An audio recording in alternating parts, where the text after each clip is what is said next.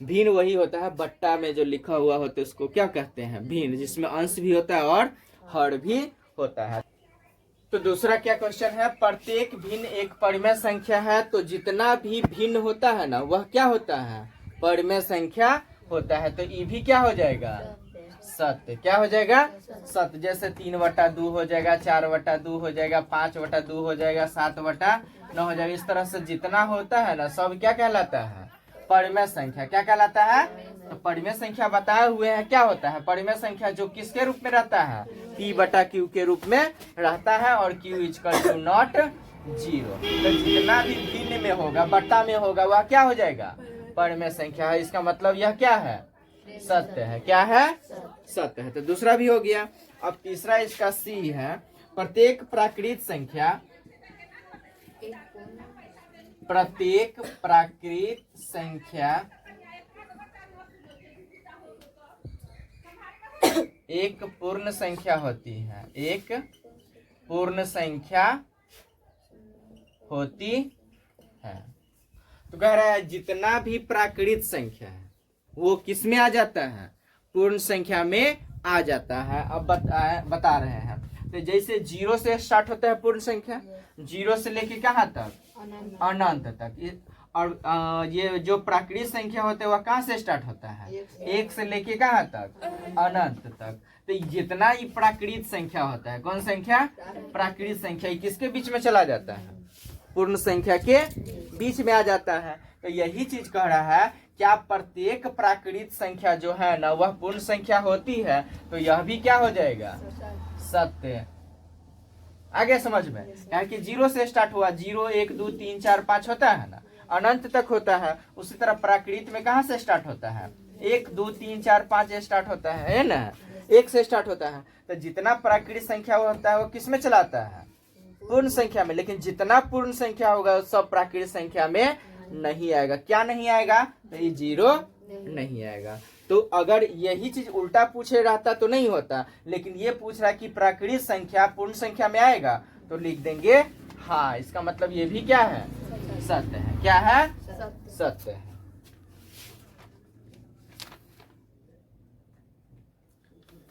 चलिए अब तीसरा,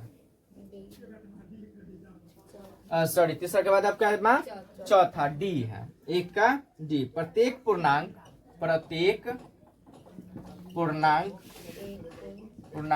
एक पूर्ण संख्या होती है।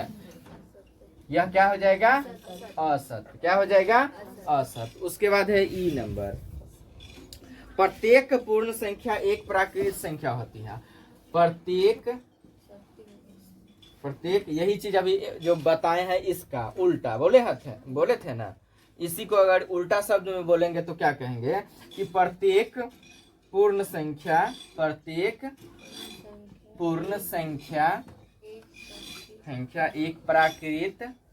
एक प्राकृत संख्या होती है।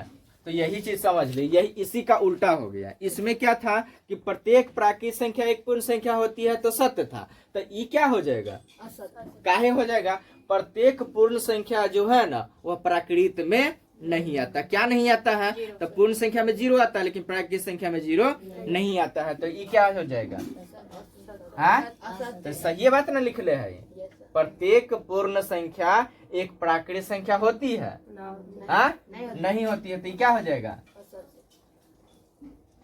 असत्य। काहे असत्य होगा, क्योंकि इनमें 0 शामिल होता है पूर्ण संख्या में, जो प्राकृत संख्या में शामिल नहीं होता है। तो जितना पूर्ण संख्या होगा वह प्राकृत संख्या में नहीं आएगा। आ गया समझ में। चलिए अब हो गया ई के बाद कौन, एफ। चलिए एफ है, प्रत्येक परिमेय संख्या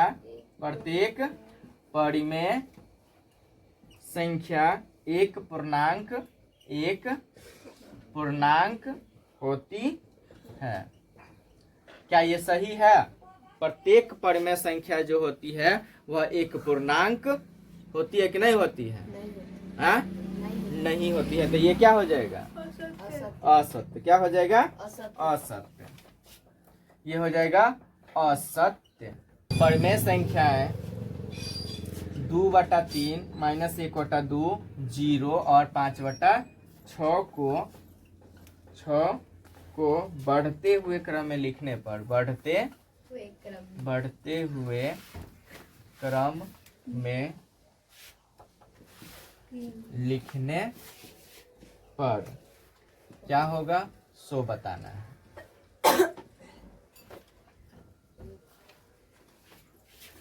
ये क्या करना है, इसको कौन क्रम में लिखना है, बढ़ते क्रम में। तो कैसे समझेगी कौन बड़ा है और कौन छोटा है। तो सबसे पहले देखना है कि इसमें माइनस किस में है, वो सबसे क्या हो जाएगा छोटा है।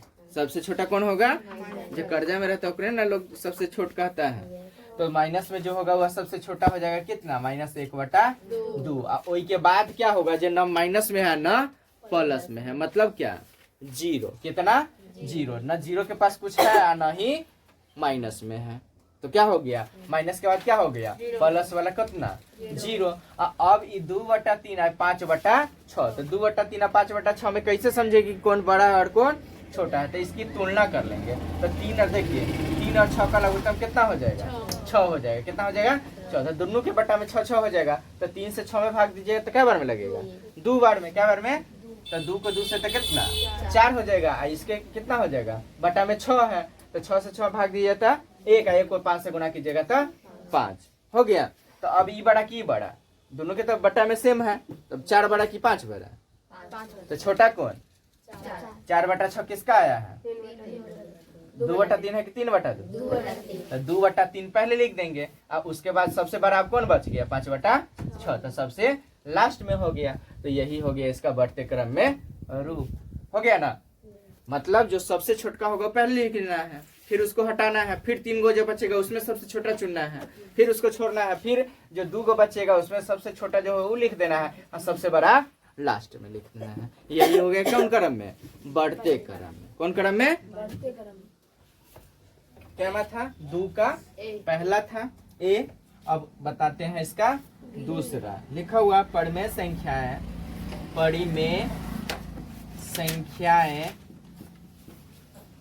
3/4, 4/3, 5/2 को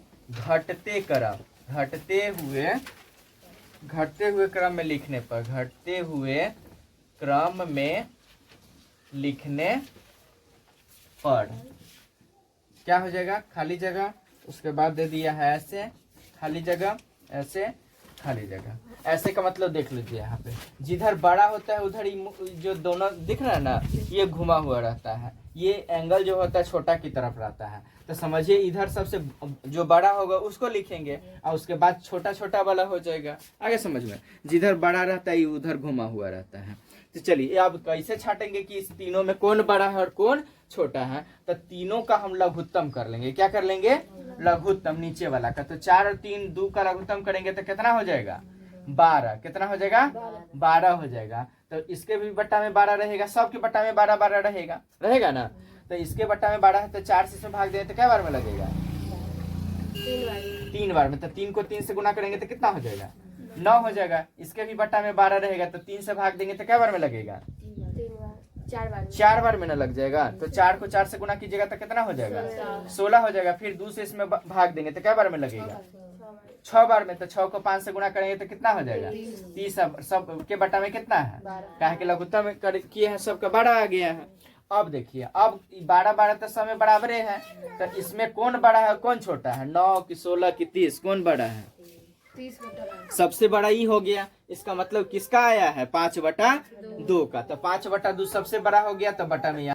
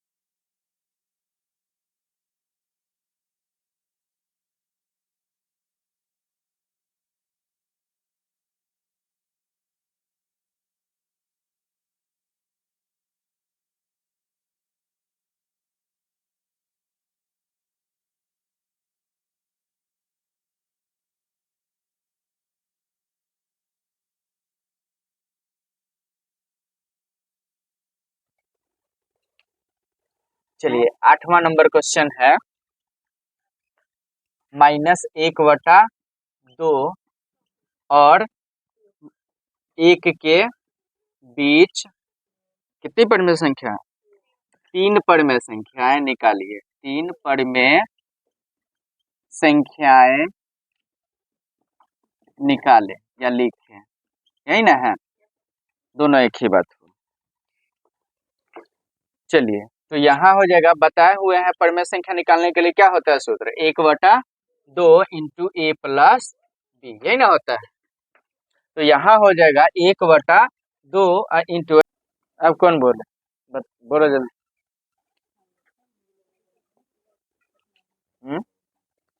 चलिए देख लीजिए, यहाँ 1/2 है, ठीक है। यहाँ हो जाएगा 2 और 4 का लघुत्तम करेंगे तो कितना हो जाएगा, कितना हो जाएगा, 4 हो जाएगा।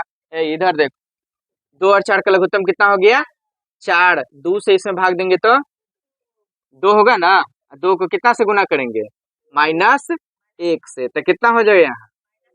अब फिर प्लस है तो प्लस, 4 से 4 में भाग देंगे तो 1 को 1 से गुना करेंगे तो हो जाएगा यहाँ पे 1/2 इंटू, देख लो 1 माइनस में है और 1 तो घटबे ना करेगा कि जुट जाएगा।